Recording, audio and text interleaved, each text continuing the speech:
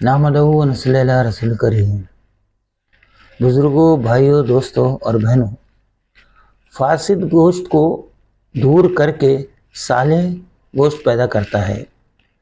مزمن زخموں، آتشک کے زخموں اور ناسور کے لیے مفید ہے اور ایک اچھا مرہم ہے۔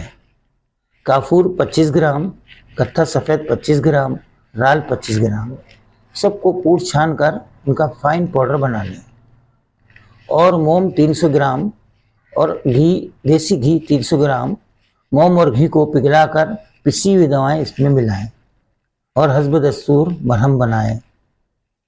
طریقہ استعمال: زخم کو روزانہ نیم کے پتوں کو جوش دیے ہوئے پانی سے دھو کر مرہم لگائیں۔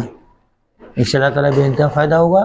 اس کو سنیے، بار بار سنیے، اور اس کو سننے کے بعد اپنے علاقے کے مستند طبیب سے، معالج سے اور اچھے حکیم سے اس پر مشورہ کیجیے، اور ایسے پنساری سے لائیے یہ دوائیں جو اس کے پاس اصلی 1 نمبر اور تازہ ادویات میسر ہوں، تو انشاءاللہ تعالیٰ بے انتہا فائدہ ہوگا۔